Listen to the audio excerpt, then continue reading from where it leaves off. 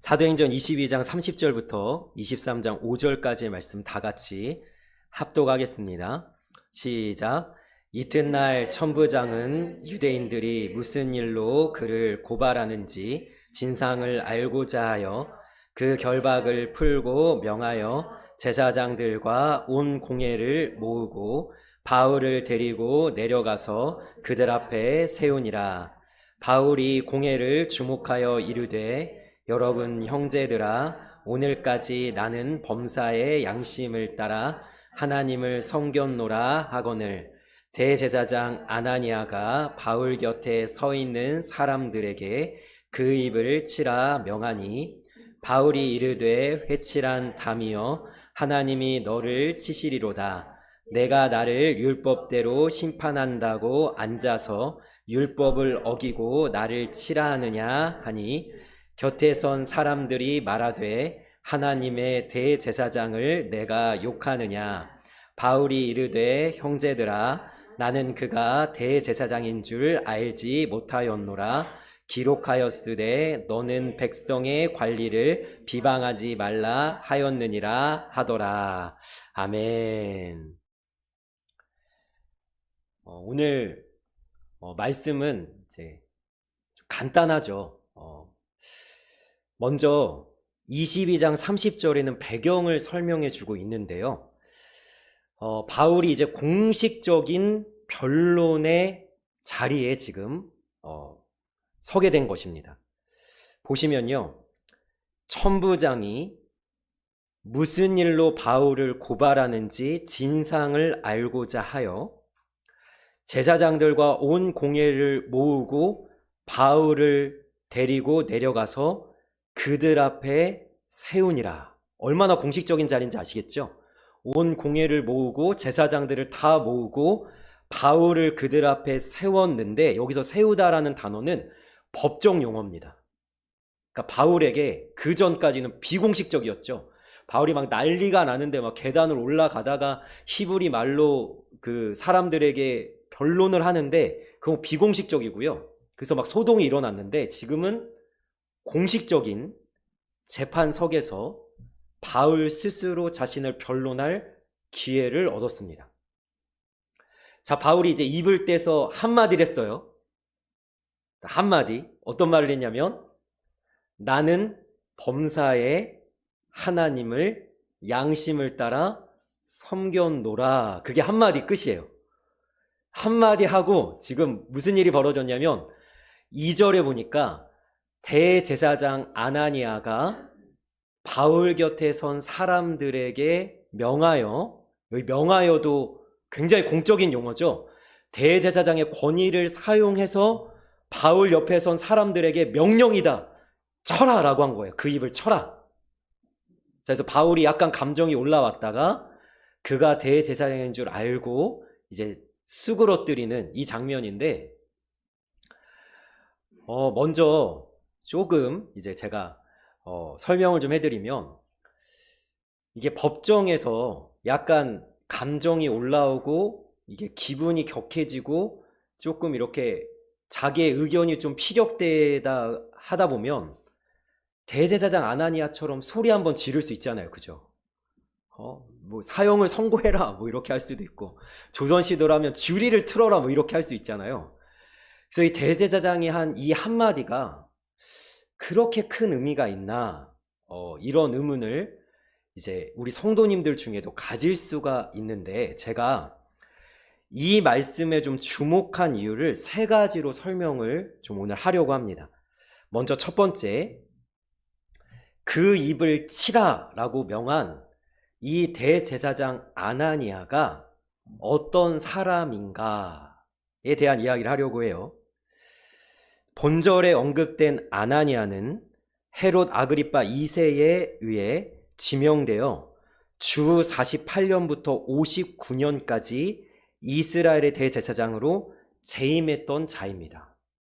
근데 이 사람은 어떻게 알려졌냐면, 유대인 역사가 요세푸스에 의하면 그는 대단히 탐욕스럽고 포악하고 성질이 급한 잔인한 사람이었습니다. 그는 대제사장으로서 일반 제사장에게 돌아가야 할 11조를 가르치기도 하였고요. 따라서 그는 비록 대제사장의 위치에 있었지만 성직을 더럽힌 사람으로 평가받았고 백성들의 조롱을 받았습니다. 이 대제사장임에도 불구하고 이 사람은요, 친로마 정책을 펼쳤거든요. 그러니까 우리나라로 치면요, 친일파였던 거예요. 그래서 유대 민족주의자들로부터 대단한 미움을 받았을 뿐만 아니라 주 66년에는 로마와 유대 사이에 전쟁이 발발하는데 유대인들이 이 대제사장의 그 아나니아의 이 집을 태워버릴 정도로, 어느 정도로 소문이 안 좋았는지 아시겠죠? 그래서 이 헤롯 대왕의 궁전으로 피신하였으나 결국에는 궁전뜰에 있는 도수관 속에 숨어 있다가 붙잡혀서 죽임을 당하는 최후를 맞이하게 됩니다. 그러니까 지금 단순히 법정에 바울이 서 있었는데 마음이 격분해서 그 입을 치라라고 명한 정도가 아니라, 원래 이 아나니아라는 대제사장은 어떤 사람이었다고요? 자낭무동하고 사람들로부터 굉장히 파렴치한으로 평가받았던 자였기 때문에 그가 말한 것에 주목한 거예요. 그가 말한 것에. 자, 두 번째로는 여기서 우리가 단어를 좀 주목해야 됩니다. 바울 곁에 선 사람에게 명한 게 아니고요, 바울 곁에 선 사람들에게 명했습니다. 그러면 의미가 좀 달라지죠? 그러니까 바울 옆에 선 사람 한 사람한테 입을 한 대 쳐라라고 명한 것이 아니라 어느 정도로 지금 얘기한 거냐면, 야, 무리를 지어서 한꺼번에 바울에게 달려들어서 바울이 말을 못하게 막아라, 이런 명령이었어요. 입 한 번 치는 명령 정도가 아니고. 그리고 또 주목한 단어는요, 세 번째, 그 입을 쳐라라는 이 쳐라라는 단어는 단순히 손으로 친다는 의미가 아니라 채찍이나 몽둥이로 치는 의미를 갖고 있습니다.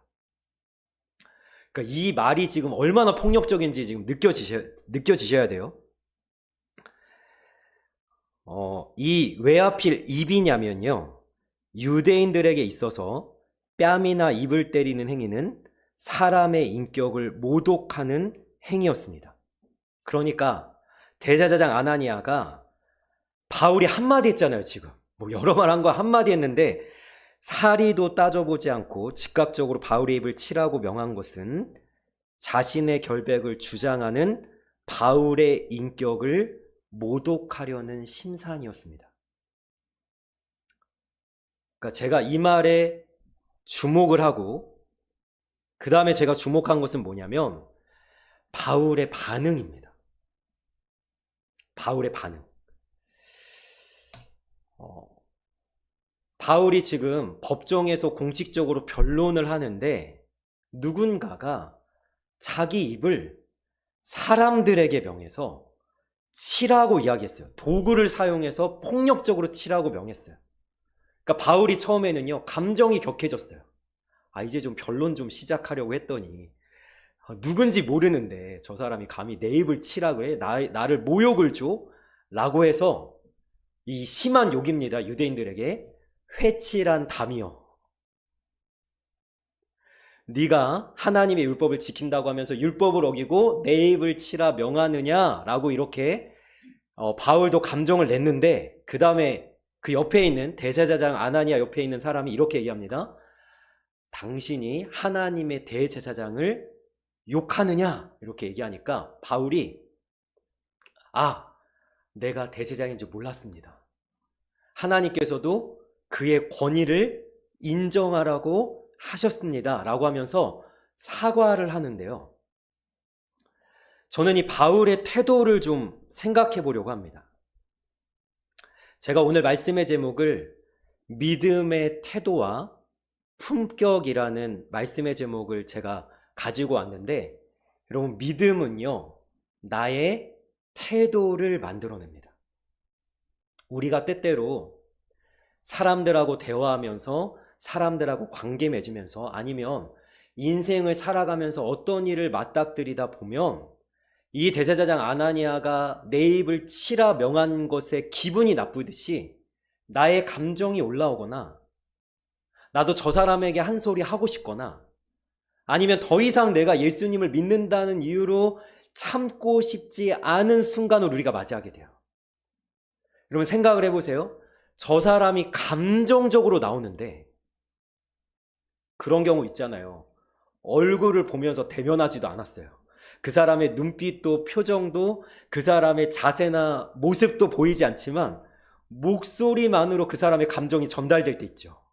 아, 이 사람이 지금 독을 품었다든가 아니면 굉장히 뾰족하다든가 그러면 그 사람의 얼굴을 보지도 않았는데 나도 벌써 내 목소리가 어떻게 변해요 지금? 막 이렇게 감정을 싣게 된단 말이에요. 감정을. 그때 바울처럼 멈출 수 있느냐는 거예요.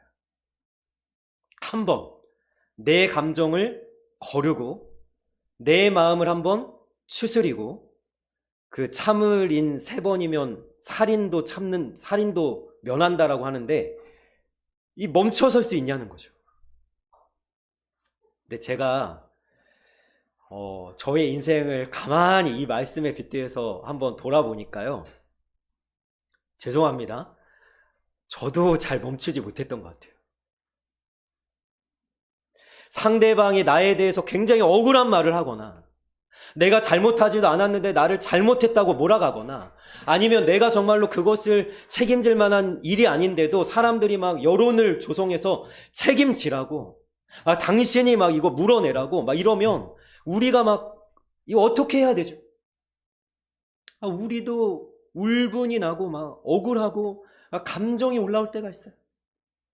그때 바울은 믿음을 가졌기 때문에 어떤 태도를 가졌냐면 이것을 한번 꾹 누르고 이것을 한번 거르고 요즘에 거의 대부분 우리 성도님들도 집에서 정수기를 쓰실 거예요. 저희 교회에도 정수기가 있고 저희 집에도 정수기가 있는데 여러분 정수기 물 의심하고 마시지 않으시죠? 물 진짜 깨끗한 거야? 이거 정말 마셔도 되는 거야? 나 건강 망가지는 거 아니야? 이렇게 안 하잖아요. 여러분 정수기 물을 믿고 먹는 이유가 뭐죠? 이 정수기가 원래 우리가 바로 마실 수 없는 수돗물을 필터로 거르고 걸러서 가장 깨끗한 물로 너 마셔도 돼. 이렇게 우리에게 공급해주고 있다는 것을 믿기 때문인데 마찬가지입니다. 내 입에서 말이 나오기 전에 정수기처럼 필터로 한번 거르는 거예요. 저는 후회되는 순간이 있어요. 그 말을 하지 말걸. 했어도 그렇게 하지 말걸. 한 번만 더 생각할걸. 자, 그러니까 우리에게 필터는 뭐냐면 믿음이 필터라는 거죠.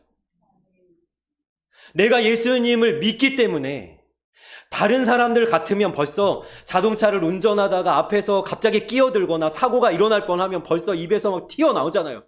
저놈의 자식이 튀어나오잖아요. 그런데 내가 예수님을 믿는다는 이유로 그 믿음이 나에게 필터가 돼서 바쁜 일이 있나 보다. 저 사람이 그럴 만한 사정이 있었나 보지. 제가 지금 이거 얘기하면서도 웃고 있잖아요. 왜 웃고 있냐면 제가 찔리기 때문에 웃고 있는 거예요. 너무 찔립니다. 너무 찔려요.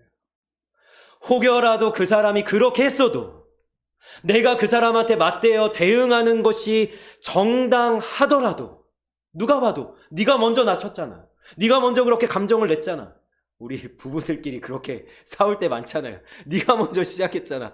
그렇게 했더라도 대제사장 아나니아가 그렇게 바울을 모독하기 위해서 그렇게 말을 했더라도 한번 그러니까 내 태도가 믿음으로 만들어진 태도여야 된다는 거예요. 내 태도가. 요즘에 많은 사람들이 그런 이야기 하잖아요. 감정이 태도가 되지 않기를. 이거보다 어려운 거 없는 것 같아요. 저도 이게 안 숨겨집니다. 여러분 그 카드 게임 이런 거 하면 가장 잘하는 사람들 포커페이스 하는 거잖아요. 근데 저는 좋은 게 들어오면 벌써 얼굴이 패가 안 좋으면 벌써 상대방은 다 읽었을 거예요. 이게 안 되는 거예요. 그런데 우리가 믿음으로 태도를 왜 만들어 가야 되는가? 이 부분에 대해서 우리가 좀 말씀 속으로 들어가 봤으면 좋겠습니다. 왜 우리는 믿음의 태도를 가져야 되는가? 그래서 다윗이 맨 처음 하나님께 기름받은 그 말씀을 우리가 한번 보도록 하겠습니다. 같이 읽겠습니다. 시작. 여호와께서 이르시되 이가 그니 일어나 기름을 부으라. 사무엘이 기름 뿔병을 가져다가 그의 형제 중에서 그에게 부었더니 이날 이후로 다윗이 여호와의 영에 크게 감동되니라. 아멘. 제가 이 말씀 바로 앞에 무슨 내용이 있냐면요. 다윗은 용모가 붉고 뛰어나서 이게 있는데 제가 일부러 뺐어요. 왜 뺐는지 아세요? 그것 때문에 기름 부음 받은 것처럼 생각할까 봐. 그래서 그걸 뺀 이유는 뭐냐면 하나님께서 다윗을 기름 붓기 전에 분명히 뭐라고 얘기하시면 이렇게 얘기합니다. 사람은 외모를 보거니와 나 여호와는 중심을 보느니라. 그러면 다윗의 용모가 붉고 빼어나서 선택한 게 아니죠. 바울의 중심을 보신 거죠. 그런데 이 말씀만 보면요, 다윗이 왜 하나님께 뽑혔는지 모르겠어요. 양치다가 갑자기 부름 받아가지고 왔더니 사무엘 선지자가 자기 머리 위에 기름을 붓는 거예요. 너 이제부터 왕이야. 하나님이 너를 선택했어. 이렇게 기름을 붓는 거예요. 그런데 뒤에 보니까 다윗이 왜 하나님께 뽑혔는지 다윗의 고백에 드러나 있습니다. 사무엘상 17장으로 한번 가보겠습니다. 같이 읽겠습니다. 시작. 다윗이 사울에게 말하되 주의 종이 아버지의 양을 지킬 때에 사자나 곰이 와서 양떼에게 새끼를 물어가면 내가 따라가서 그것을 치고 그 입에서 새끼를 건져내었고 그것이 일어나 나를 해하고자 하면 내가 그 수염을 잡고 그것을 쳐 죽였나이다. 아멘. 여러분, 하나님께서 다윗을 선택하신 이유는요, 그가 일상 속에서 하나님을 믿는 믿음의 태도를 가졌기 때문이에요. 다윗이 자기 아버지 이새의 막내 아들로 아버지의 양을 치는데 양을 칠 때 단 한 마리도 그저 치지 않았어요. 어설프게 그냥 억지로 그냥 대충 대강 이렇게 양을 치지 않았고 양 한 마리를 치더라도 사자와 곰이 오면 그 한 마리를 어떻게든 목숨을 걸고 건지려고 그 입을 자기 손으로 벌리고. 다윗이 왜 그렇게 했다고요? 다윗이 가진 믿음 때문이에요. 그 믿음의 일상의 태도, 이 어린 다윗, 아마 16살 정도로 생각되어지는데요. 이 다윗을 하나님께서 선택하신 거예요. 다윗의 일상이, 다윗의 평소의 태도가 하나님의 눈에 들어온 거예요. 그래서 저는 우리 성도님들에게 가장 많이 강조하는 게 뭐냐면 아침에 눈을 뜨면서부터 밤에 잠드는 그 순간까지 우리의 하루가, 우리의 일상이 하나님의 눈에 들어야 돼요. 여러분, 아침에 눈을 뜨면 가장 먼저 무슨 말을 내뱉으세요? 여러분, 아침에 눈을 뜨면 가장 먼저 무슨 생각을 하세요? 가장 먼저 무엇을 보세요? 그게 나의 중심이고 그게 내 마인드예요. 그게 나예요. 피곤해 죽겠네. 오늘도 지겨운 하루가 시작됐네. 그러나 믿음의 태도를 가진 사람은 아침에 눈을 뜨면서부터 자연스럽게 하나님이 떠오르죠. 그러면서 당연스럽게 하나님이 생각나면서 뭐가 나오냐면 감사가 나오는 거예요. 왜? 오늘 내가 눈을 뜬 것은 하나님이 하신 거야. 오늘도 너무나 소중한 이 하루를 허락하신 하나님을 찬양하면서 오늘 이 한날을 하나님 앞에 믿음으로 살겠습니다. 여러분, 잘 안 될 수 있어요. 오늘 하루를 내가 믿음으로 잘 못 살아냈을 수 있어요. 그러나 시작을 그렇게 하는 거예요. 시작을. 오늘도 말씀을 붙잡겠습니다. 오늘도 하나님께 기도하며 나아가겠습니다. 내가 다윗처럼 자그만 사소한 하나를 하더라도 하나님 앞에 충성된 마음으로 나의 최선을 다해서 그곳을 감당하게 하옵소서. 여러분, 내 믿음의 태도가 하나님의 눈에 들어야 돼요. 믿음은 나에게 태도를 만드는 거예요. 나를 똑바로 서게 만들고 흔들리지 않게 만들고 나를 담대하게 이 고난을 통과하게 만들고 나를 뒤흔드는 어떤 상황이 발생해도 그것을 넘어설 수 있는 강하고 담대함을 나에게 만들어준다는 사실이죠. 우리 성도님들에게 축복하며 권면합니다. 여러분, 이 믿음의 태도, 하나님의 눈에 들만한 이 믿음의 자세를 우리 모두가 가져서 하나님 앞에 발탁되고 선택받는 아름다운 하나님의 사람들이 되시기를 주님의 이름으로 축복합니다. 아멘. 여러분, 믿음의 태도에 대해서 이야기했다면요, 이제는 믿음의 품격에 대해서 좀 이야기를 나누고 싶습니다. 오늘 2절 말씀 같이 읽겠습니다. 시작. 대제사장 아나니아가 바울 곁에 서 있는 사람들에게 그 입을 치라 명하니. 아멘. 제가 이 말씀 위에 자리보다 품격이라고 해놨지요.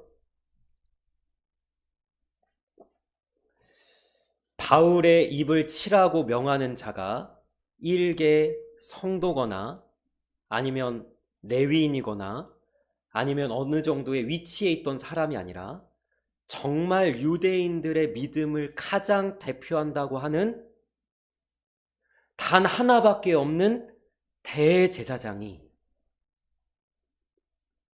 여러분, 자기의 자리에 맞는, 자기의 지혜에 맞는, 자기의 위치에 맞는 품격을 보여줘야 될 텐데, 저는 사실은 이 사도행전 23장을 볼 때마다, 이 대제사장 아나니아를 볼 때마다 이 사람이 너무 저급한 거예요. 어떻게 이렇게 수준이 낮을 수 있을까? 대제사장이라면 하나님을 믿는다고 할 텐데, 나는 하나님을 경외한다고 할 텐데, 어떻게 그 믿음이 이런 품격으로밖에, 이런 말로밖에는 표현될 수가 없었는가? 사실 너무 한탄스러운 모습이 있더라고요. 근데 제가 이 대제사장 아나니아를 살펴보면서 이번 주에도 저희가 요한복음에서 다루었던 묵상 속에서 비슷한 부류의 사람들이 등장을 하거든요. 요한복음 9장으로 한번 가보겠습니다. 같이 읽겠습니다. 시작. 그들이 욕하여 이르되 너는 제자나 우리는 모세의 제자라. 아멘. 요한복음 9장 기억하실지 모르겠지만 날 때부터 눈을 뜨지 못했던, 보지 못했던 사람을 우리 주님께서 눈을 뜨게 하시고 보게 하셨습니다. 근데 바리새인들이요, 이것을 믿지를 못하고 그 맹인을 두 번째 불러다가 도대체 너는 눈을 어떻게 뜨게 됐냐? 그랬더니 이 맹인이 아니 주님이 나를 눈뜨게 하셨습니다. 듣기 싫어가지고요, 뭐라고 하냐면 욕하여. 이런 바리새인들이 믿음이 있다고 하잖아요. 자기들이 누구보다도 하나님의 말씀을 사랑한다고 하잖아요. 자기들이 가장 하나님께 가까이 있다고 하잖아요. 그런데 이들의 수준과 이들의 믿음의 모습은 결국에 욕하는 정도로밖에 표현되지 않았다는 거예요. 근데 여기서 우리가 주목할 것은 이겁니다. 자기들을 누구의 제자라 그래요? 모세의 제자라고 하는데, 그럼 모세처럼 해야 될 거 아니에요. 자, 모세가 어떤 사람인지 제가 말씀 읽어드리겠습니다. 민수기 12장 3절에 보니까 이 사람 모세는 온유함이 지면의 모든 사람보다 더하더라. 아멘. 내가 모세의 제자면 뭐 해야 되겠어요? 온유해야 될 텐데, 우리가 예수님의 제자라면, 예수님을 따라가는 사람이라면 예수님의 성품이 내 안에서 새겨지고 만들어지고 세워져야 돼요. 많은 사람들이 믿음이 뭐냐라고 이야기하면 이렇게 이야기하더라고요. 내가 기도했더니 뭐 비행기가 뭐 고쳐졌다든가 아니면 지하철이 멈췄다든가 뭐 믿음이 뭐 능력이 행해지고 막 기적이 나타나고 막 믿음을 이렇게 이야기하지만 여러분, 믿음은요, 우리에게 가장 먼저 와서 하는 일은 뭐냐면 우리의 성품을 만들기 시작해요. 그러니까 예수님을 믿는데도 여전히 포악하다든가 여전히 잔인하다든가 여전히 다른 사람들에게 공감을 못한다든가 여전히 내 감정이 나와서 화가 컨트롤, 제가 또 찔려서 그럽니다. 내 분노가 컨트롤되지 않는다던가, 죄송합니다 주님. 성령의 열매를 보니까요 9가지를 얘기하시는데 사랑, 희락, 화평, 오래 참음, 자비, 양성, 충성, 온유, 절제. 여러분, 이 것들은요 다 나의 내면을 만들어가는 것뿐이에요. 그것이 다른 사람들에게 흘러가겠죠. 표현되겠죠. 그러나 내 성격을 나는 원래 이런 사람이야 라는 내 자아를 부수고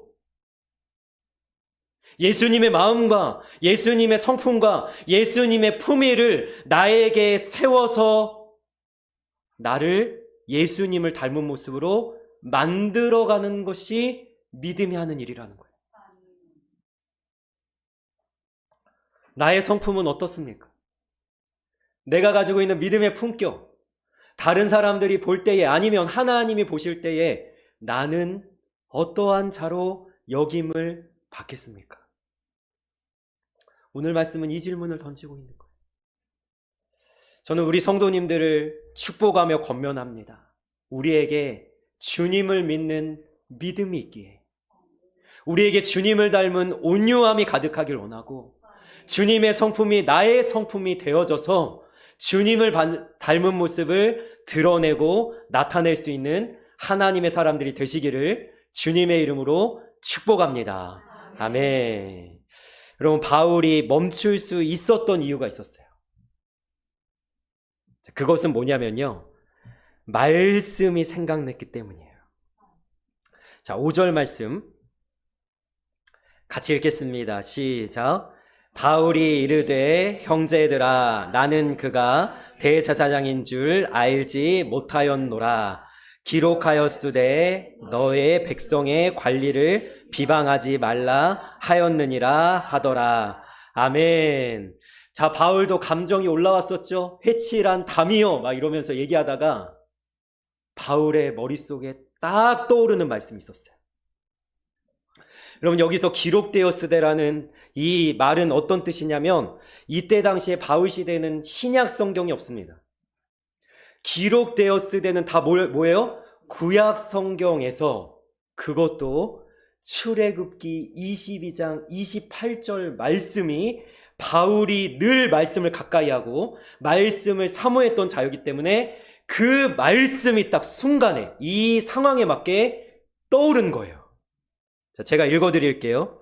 너는 재판장을 모독하지 말며 백성의 지도자를 저주하지 말지니라 라는 이 말씀이 떠올라서 멈췄던 거예요. 제가 지난주에 요리 이야기했습니다. 기억하시나요? 요리를 못하는 사람은 어떤 특징이 있다고요? 냉장고에 무슨 재료가 있는지도 모를 뿐만 아니라 냉장고에 재료가 있어도 그걸 가지고 만들어낼 수 있는 음식이 없다. 마찬가지라고 했어요. 성경에 하나님이 수많은 말씀을 주셨는데 이 상황에 맞는 말씀 내가 꺼낼 수 있어야 돼. 지금 이 사람한테 필요한 말씀, 지금 내가 기도를 해야 되는데 어떤 말씀을 가지고 기도해야 되는지 얼마든지 꺼낼 수 있게. 그러면 이 바울에게 딱 떠오르듯이, 불이 딱 켜지듯이, 우리 성도님들도 말씀을 날마다 가까이 하고 말씀을 읽고 이 말씀의 재료가 풍부해서 말씀이 떠오르고 말씀이 생각나서 말씀대로 살아갈 수 있는 우리의 모습이 있기를 주님의 이름으로 축복합니다. 아멘. 말씀이 떠오른 거예요. 그래서 바울은요, 주님을 닮은 모습으로 돌아갔어요. 처음에는 감정이 올라왔고 바울도 욕과 비슷한 것을 했지만 주님의 모습이 어떤 모습인가? 우리 베드로전서 2장 말씀을 한번 읽어보겠습니다. 시작. 욕을 당하시되 맞대어 욕하지 아니하시고 고난을 당하시되 위협하지 아니하시고 오직 공의로 심판하시는 이에게 부탁하시며. 아멘. 여러분, 우리를 뒤흔드는 두 가지가 등장하죠. 욕을 딱 들으면 굳이 욕이 아니어도 돼요. 무시한다거나 약간 나를 따돌린다거나 나를 좀 이렇게 경홀히 여긴다거나 이러면 우리가 어때요? 우리도 맞대어 하고 싶단 말이에요. 또 우리를 뒤흔드는 게 뭡니까? 고난이잖아요. 여러분, 고난을 당하면요, 사람들이요, 마음이 좁아지고요, 분노나 원망이나 불평을 어디에다 쏟아버리고 싶은 거예요. 이때 조심해야 돼요. 주님이 맞대어 욕하지 아니하시고 고난을 참아내실 수 있었던 이유는 자신의 모든 감정과 자신의 모든 태도와 품격을 하나님께 맡겼기 때문이에요. 우리도 맡길 수 있어야 돼요. 여러분, 누군가가 나의 감정을 뒤흔들 때 그 사람을 하나님께 맡기세요. 여러분, 고난이 찾아와서 상황 때문에 내가 무너져 내리고 믿음으로 반응할 수 없을 때 여러분, 그 상황을 하나님께 맡기세요. 온전히 하나님께 맡기는 거예요. 여러분, 이 하나님께 맡긴 자가 이 바울과 같은, 주님과 같은 믿음의 태도와 품격을 가질 수 있습니다. 그래서 우리의 삶에 가장 중요한 것은요, 마음입니다. 예레미야 애가 말씀 같이 한번 읽어볼까요? 같이 읽겠습니다. 시작. 내 고초와 재난, 곧 쑥과 담즙을 기억하소서. 내 마음이 그것을 기억하고 내가 낙심이 되오나 이것을 내가 내 마음에 담아 두었더니 이것이 오히려 나의 소망이 되었사옴은. 아멘. 여러분, 무엇을 내 마음에 담느냐에 내 태도와 품격이 달려 있어요. 예레미야 선지자는요, 맨 처음에 마음에 무엇을 담았냐면요, 고초와 재난과 쑥과 담즙을 담았어요. 그랬더니 낙심이 되었어요. 내가 얼마나 힘든지 알아? 내가 얼마나 상황이 안 좋은지 알아? 내가 얼마나 어려운지 알아? 이거에 집중하니까 낙심이 되는 거예요. 여러분, 바울을 한번 생각해 보십시오. 예루살렘에 올라갔더니 바로 환난을 당합니다. 사람들이 나를 죽이려고 합니다. 막 소리를 질러갑니다. 살려둘 자가 아니라, 여러분, 바울이 만약에 이 고난만 마음에 담아놨다면, 자기에게 소리 지르는 자, 죽이려고 하는 자만 마음에 담아놨다면 바울도 뭐 했을까요? 끝까지 갔을 거예요. 네가 대제사장이든 뭐든 나는 모르겠고 지금 나는 힘들어, 나는 고통스러워, 나는 그냥 막 나갈 거야, 말씀이고 뭐고 나는 모르겠어. 근데 바울이 결단을 했어요. 어떤 결단을 했냐? 내 고난과 상황에 집중하지 않겠다. 나 자신의 감정과 기분에 집중하지 않겠다. 그러면서 무엇을 마음에 담느냐? 그 다음 말씀 보겠습니다. 같이 읽겠습니다. 시작. 여호와의 인자와 긍휼이 무궁하심으로 우리가 진멸되지 아니함이니이다. 이것들이 아침마다 새로우니 주의 성실하심이 그시도소이다. 사람이 여호와의 구원을 바라고 잠잠히 기다림이 좋도다. 아멘. 여러분, 고난과 고초를 마음에 담았던 자가 돌아서서 무엇을 담냐면 하나님이 내게 베풀어 주신 인자와 긍휼, 그리고 하나님의 그 성실하심과 자비하심을 마음에 담았더니 소망이 솟아오르기 시작해. 이제는 감사할 수 있을 것 같아요. 하나님을 찬양할 수 있을 것 같아요. 내가 다른 것에 집중했을 때는 불평과 뾰족한 말이 나올 텐데, 그러나 돌아서서 하나님께 집중했더니 이제는 내가 얼마든지 웃을 수 있고 하나님 한 분만으로 만족하며 기뻐할 수 있고 주님을 올려드릴 수 있는 믿음의 태도와 품격을 보여줄 수 있게 된 겁니다. 저는 질문하겠습니다. 이 말씀을 대하는 나 자신 안에 무엇이 많이 담겨져 있습니까? 여러분, 여기 쑥과 담즙이라는 게 나오는데 내가 생각만 해도 쓴 것들 그럼 버리시길 원해요. 내 어린 시절, 내 부모로부터 받은 어떤 것, 아니면 내가 아팠던 어떤 과거의 시간들, 여러분 그것을 묵상하지 마시고요. 여러분 마음 먹기는 뭐냐면 내가 묵상하는 거에 달려 있어요. 내가 돈을 묵상하면요, 나는 가난해 맨날 이러고 있는 거예요. 무엇을 묵상하는? 여러분 마음 먹기에 달려 있습니다. 나의 마음을 온전히 하나님께 두어서 우리가 이 바울과 같은 믿음의 담대한 태도와 믿음의 온유한 품격을 갖출 수 있기를 주님의 이름으로 간절히 소망하며 축복합니다. 아멘. 기도하겠습니다. 사랑의 아버지, 바울이 쓴뿌리가 나오고 뾰족한 말이 나오고 감정이 상해서 자기 기분대로 할 수 있는 상황 속에서도 말씀이 떠올라서 멈추고 다시 주님의 태도와 품격으로 자기를 추스리고 온유함을 나타내는 말씀을 우리가 나누었습니다. 주님, 내 마음에 가득한 것이 무엇입니까? 하나님, 나를 낙심케 하고 마음 상하게 하는 것 묵상하지 아니하게 하시고 주님이 베풀어 주시는 은혜와 긍휼을 묵상함으로 우리가 나 자신뿐만 아니라 다른 이들도 기뻐할 수 있도록 믿음의 담대한 태도와 또 그에 걸맞는 품격을 우리가 보여줄 수 있는 주님 닮은 하나님의 사람들 될 수 있도록 우리를 붙잡아 주시고 우리를 만져 주옵소서. 감사하며 완벽하게 우리를 인도하시는 우리 예수님의 이름으로 기도합니다. 아멘.